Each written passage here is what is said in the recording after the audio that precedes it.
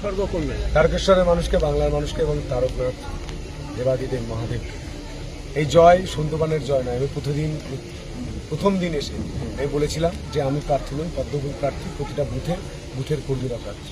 ওনারা একা লড়েছে আর আমাদের বুথের প্রতিটা কর্মী লড়েছে। উনি একা আর আমাদের এতগুলো মানুষ। জয় তো হবে। শুধুমাত্র রেকর্ড হয়েছে এটা ইতিহাসে। ফার্স্ট রাউন্ডে আমরা 200-তে পিছিয়েছিলাম। প্রতিটা রাউন্ডে আমরা যেভাবে জয় নিশ্চিত করার জন্য এগিয়ে গেছি, তীব্র গতিতে যেভাবে দেবাদিদেব মহাদেবের আশীর্বাদে এগিয়েছি, সেই জয় দেখে উনি থাকতে পারেননি। উনি প্রথম সিনক্রিয়েট করার চেষ্টা করলেন, বললেন যে আমাদের থাকতে দিচ্ছে না। আমি নিজে দাঁড়িয়ে থেকে বললাম, কে থাকতে দিচ্ছে না? তা বললেন আমি চলে যাচ্ছি। যারা কি চিঠিপত্র লিখে চলে গেলেন। এই মুহূর্তে আমাদের ক্যালকুলেশন চলছে, লাস্ট টেবিলে চলছে। আমি ক্যালকুলেশন বলছি না, কিন্তু জয় 30 টপকে গিয়েছে, 31,000 টপকে গিয়েছে লাস্ট। সেটার পর আরও এগোচ্ছে। এবং এই জয়টা আমি আবারও বলছি, এই জয়টা সন্তুবানের ব্যক্তিগত জয় নয়। এই জয়টা পদ্মফুলের জয়, এই জয়টা প্রতিটা বুথকর্মীর জয়, এই জয়টা এই সিনিয়র লিডারগুলোর জয়। রমেশ দা, গণেশ দার মতো লিডাররা যারা এত বছর ধরে পার্টিটা করেছেন, শুধুমাত্র দিয়ে গেছেন, মার খেয়েছেন। এই ছেলেগুলো কত মার খেয়েছে, ঘর ছাড়া হয়েছে। আমাদের অনেক ছেলে আছে যাদেরকে মেরে, বলা যায় 2021-এর যখন গণনা চলছিল, 5 রাউন্ডের পর সবাইকে মেরে বার করে দিয়েছিল, চোখের জল নিয়ে ফিরে গিয়েছিল। আজ আমরা কিন্তু সেটা করিনি। আমাদের সংস্কৃতি সেটা করতে দেয়নি।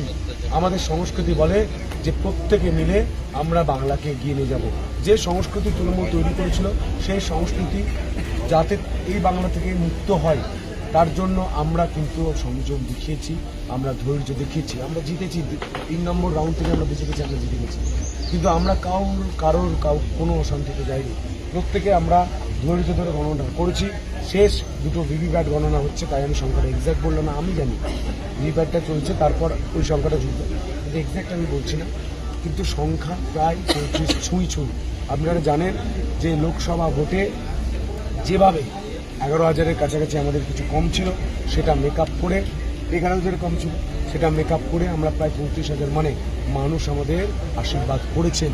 এবং মানুষ আশীর্বাদ একটা কারণেই করেছেন, প্রধানমন্ত্রীজির 5টা গ্যারেন্টির উপর নির্ভর করে। ছেলেমেয়ের চাকরি আর শিক্ষা, মেয়েদের সুরক্ষা, আলু ধানের দাম, ভালো হাসপাতাল, নাগরিক পরিষেবা। আপনাদের মুখস্থ হয়ে গেছে নাগরিক পরিষেবা মানে কি। তারকেশ্বরে আপনার প্রথম কাজ কি হবে?